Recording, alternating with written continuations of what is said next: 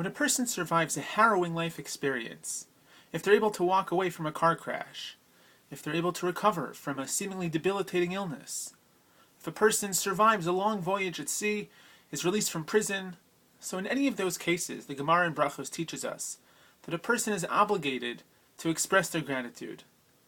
That's pretty much all we can do today.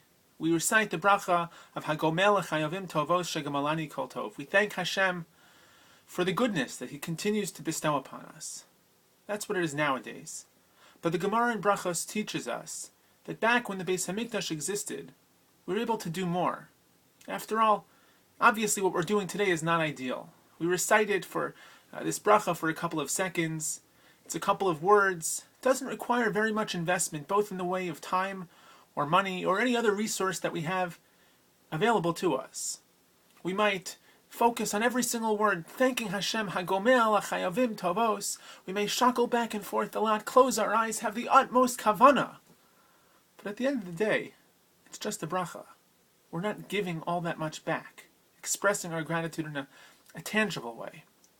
So the Gemara in Brachos tells us that back in the day when the Beis Hamikdash existed, a person used to bring a korban, an offering, a sacrifice, as an expression of gratitude to Hashem, a Korban Todah, an offering of thanks. And at the time that the korban was being brought in the Beis Hamikdash, the Levi'im, who were serving in the Beis Hamikdash, would sing a song.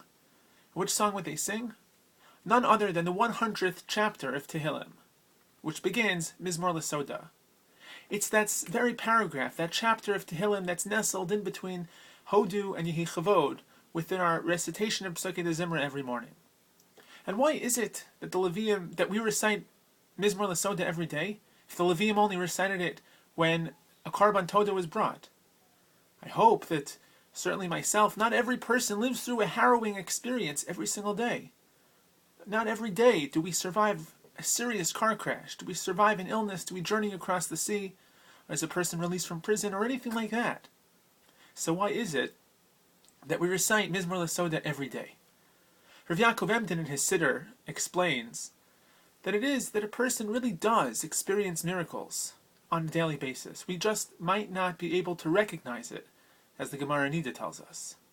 After all, every day that a person's body functions properly, every day that the forces of nature function as they should, that the earth spins around, orbits around the sun at just the right spot, at just the right pace, each of those things constitutes a miracle.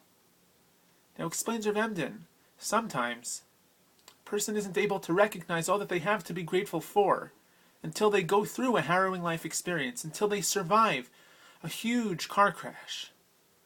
But Mizmor L'Todah, inserted into our everyday davening, in between Yehi Chavod and Hodu, in the middle of Pesukei Zimra, teaches us and reminds us that we have an obligation to thank Hashem, to express our gratitude and to focus on what it is that we're thankful for every day. Not only for the big things, but from the small things as well.